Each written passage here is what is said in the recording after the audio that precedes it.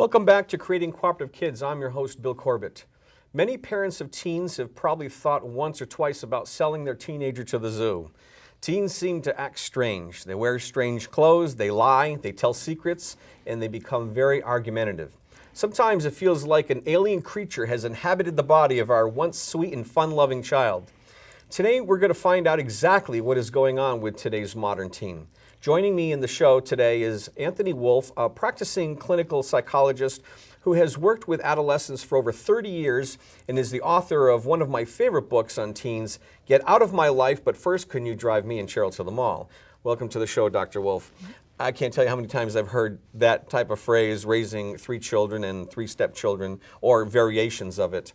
So, of course, what we want to talk about in this segment here is what is going on. We know that some sort of transition takes place, usually anywhere between the ages of 10 and 12, sometimes earlier with some children, sometimes later. But their whole demeanor changes, their behavior changes.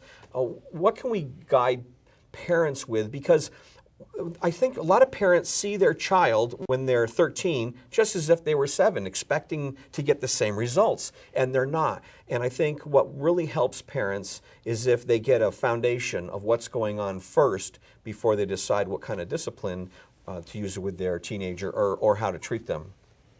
Absolutely, and one of the things about adolescence is that it actually exists.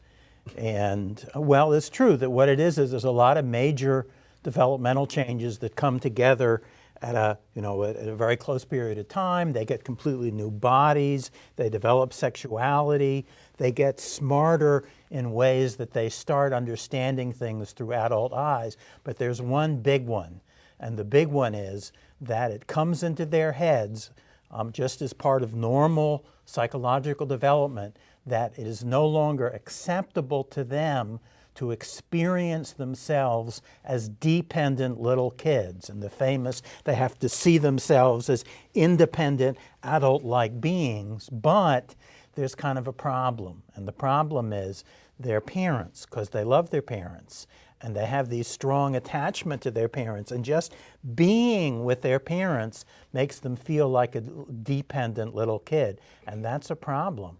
So what happens is just being in the same room as a parent, all the love and attachment, it's still there, but now it's like a put down. It makes me feel like a little kid. And I have this just uncomfortableness with my parent that if they would just actually leave, that would kind of cure the problem. And that's what parents feel, that you go with your kid and you feel that there's like these rays pushing you away. And the bottom line, and it's a huge bottom line with adolescence, which is that the vast majority of teenagers is part of normal, healthy development, and it's there because they did have the attachment and the love. They develop a temporary allergy to their parents. And I have an example of that. My daughter was about 13 and she was at a roller rink with a bunch of friends at a party, and I made the fatal mistake of showing up 10 minutes early. And I showed up and I walked into the roller rink, and I guess in my mind as a loving dad, I was expecting her to see me and go, "Oh, Daddy." But when I showed up and she saw me, she did this. She goes, "Oh my gosh, get out of here. What are you doing here? Dad, this is so embarrassing. I have 10 more minutes. Why are you embarrassing me?" So the question that I want parents to understand is, why is that different today? Why does the new teen seem to be a new creature, and how does the new teen differ from how we were as teenagers? Why did that change? Well, I think that we were a lot like that as teenagers, and I think that most people today did have allergies to their parents, but there's a big change that is going on. I mean, the famous thing that you hear people say all the time is, one, I never would have talked to my parents that way.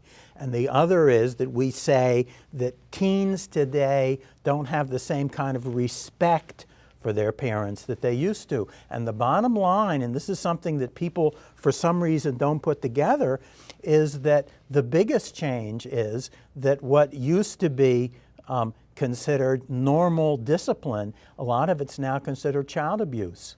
And the bottom line, and it is a huge bottom line, is that kids today, in a way that didn't exist in the past, because we have decided that harsh punishment isn't good anymore. And I'm a big fan that that was a great thing, but, well, what happens if you have a teenage child who isn't afraid of their parents? We now know. And this is the price we pay, but maybe it's not such a terrible price, which is that kids today absolutely talk back more and are not as immediately obedient as kids were in the past. So I've found that if parents understand this basic concept and relax and not take it personal, then it can really change the dynamics in the home between the parent and the teenager. To just, they've got to relax more, that's just the way these things are. And so let me ask you, Dr. Wolf, in my story with my showing up at my daughter's roller rink party early, if it was a neighbor showing up, she wouldn't have behaved that way, would she have?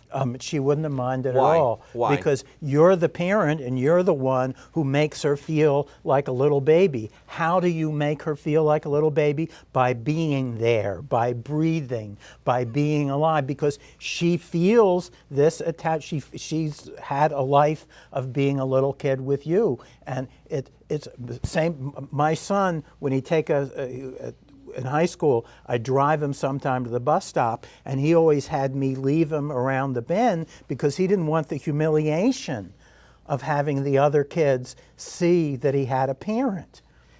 Good point, good point. And I remember doing that. I know that my kids have said, can you leave me off here? I don't want you to be seen in front of my friends. We only got a couple minutes left, but what about is there a difference in the way boys and girls behave at that stage? There is a striking difference between, which is that even chatty, nice, open, friendly boys, they turn 14, they go to their room, close the door, turn on the stereo and the computer, and come out for supper and high school graduation. Which is to say that teenage boys deal with the problem of parents. They get their distance by actually getting physical distance. Teenage girls who had been bringing their parents, especially their mothers, all these nice "I love you, mommy" with smiley faces and hearts notes all the time, they're the ones who, the way they deal with their adolescence, not so much the distance, as they declare their independence moment by moment in your face. And that can be a big shock to parents, exactly what you're saying, that this child who adored me, whose face would light up at my presence, if I come and I say hello, the kid will say, must you? Well, must you what? Talk to me, and that's, and it's not personal. And the great thing about it, and some absolutely should say, is that it's temporary. They outgrow it by the end of adolescence, if not before, and it's like a miracle. They get to be nice, and they're nice to you as adults. And it's funny, I have a 13-year-old still at home, and sometimes I'll find myself coming up to say something, and it's not like I'm giving her a lecture or wisdom, just want to add to the conversation. I'm not even giving her any wisdom, and then she does this, and she goes, oh, and she gives me this disgusting look like I've just done the most awful thing to her by even speaking. You're exactly right. Well, coming up in the next segment, we're going to help parents understand what to do. Now that we've laid the foundation, we know what's going on. In the next segment, we're going to give them things they can specifically start doing to create a better bond and get through this tough time. Now we have some valuable information about the wiring of our teens that may help us live with these challenging beings. Coming up in my next segment, we're going to learn some step-by-step techniques for handling them and even connecting better. Stay with us through the break.